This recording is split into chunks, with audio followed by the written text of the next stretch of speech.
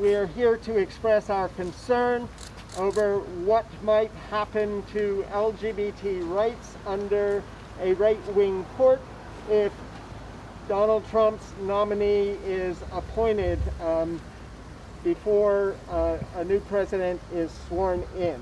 Before we get started, I think it's important to acknowledge the news we all heard last night, and that is that it is confirmed that Donald Trump and his wife Melania have both tested positive for COVID and are in quarantine.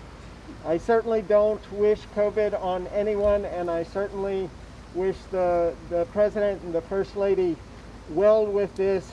Thank you for caring about your neighbor. Thank you for caring for your community. Thank you for giving a damn about our democracy and wanting to keep it. And thank you for caring about justice. And as far as Justice Ginsburg is concerned, here's a woman, short in stature, but who stood tall and who never forgot that laws are about real people, about people's lives. And so we honor her. We honor her and we honor her wish. And we honor the wish of our democracy, which can't breathe right now. So I thank all of you for laboring in love. I thank you for your sweat equity. And just, we have to keep fighting for this justice and liberation of all of us. We demand that this court and we demand that this Senate see us, and we demand that in a democracy that they never lose sight of the fact that it is we the people that decide. And that's why we cannot let up and we cannot cede anything. Before I jump in, I just want to take a moment and acknowledge the loss of our great hero, Justice Ginsburg. She was a fighter and a warrior on so many different civil rights issues, and especially LGBTQ issues. And I just want to acknowledge her in a way that I think is appropriate. I'm not going to ask people to do a plank, but I am going to ask people to do something physical. If we could all turn towards the Supreme Court and put down your signs for just a second and raise your arms as high as you can reach them. And reach a little more. Take a deep breath. Exhale. Clench your fist. Flex your biceps. Take another deep breath. Exhale. And let your arms float down. When Scalia died, it was 269 days from the election. Now with less than 33 days from election, he insists on filling the seat right away. The very seat we know should be the people's choice. Voters prefer we wait. McConnell's hypocrisy and contradiction is downright shameful. I want to talk about meaningful consent and advice. This takes time, and the Senate should not rush to judgment, because to do so under the unprecedented circumstances we now face is an abdication of this constitutional responsibility. Confirmation of a Supreme Court justice is one of the Senate's most solemn obligations. These justices serve for life and decide controversies affecting every American. And this is the people's only opportunity to have a say in their fitness for potential office. Failure to meaningfully exercise the advice and consent role risks the legitimacy and integrity of both the Senate and the court. There is no set time limit for advice and consent, and in no way can that meaningful consideration take place not only under the current conditions we are experiencing, but it cannot take place 32 days before an election when people are already voting and with key senators and the president actively campaigning for their jobs.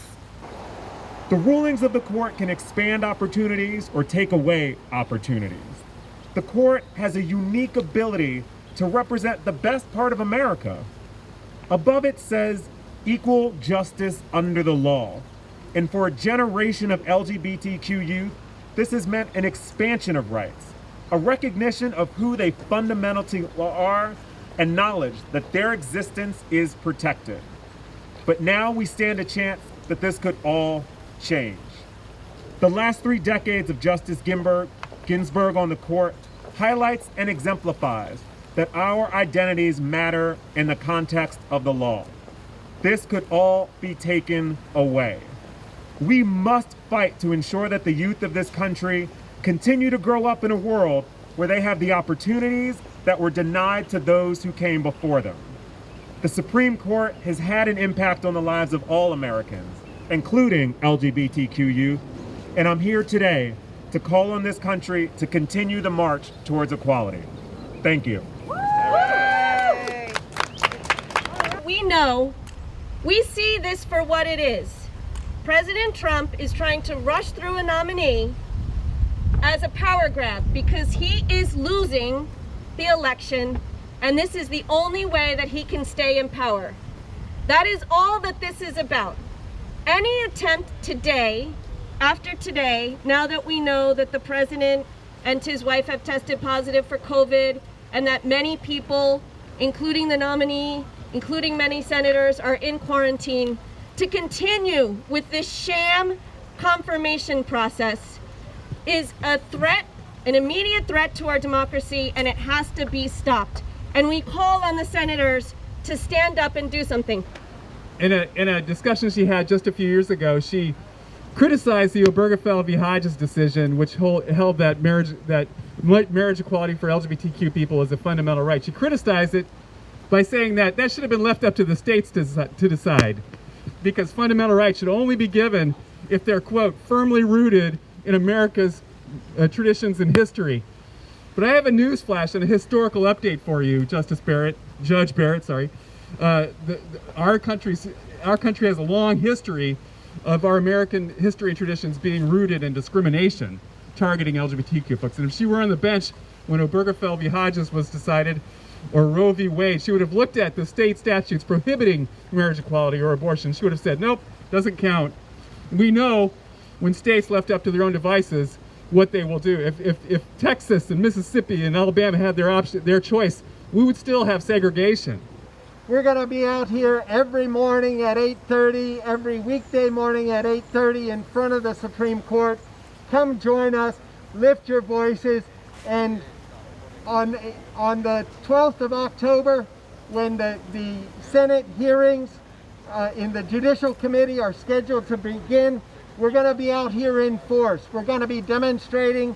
We're going to be engaging in civil disobedience. We're going to be employing every tactic that we use to save the Affordable Care Act, to save this seat for the next President of the United States. So please, if you're seeing this, come to DC, join us, join demonstrations in your local community, be a part of this fight, because as Representative Pressley said, we can stop this confirmation, but only if the people raise their voices loudly across the country and demand that we not move forward until after the inauguration.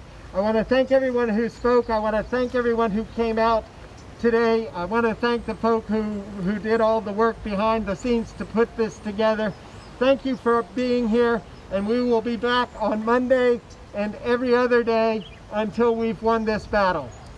Yeah.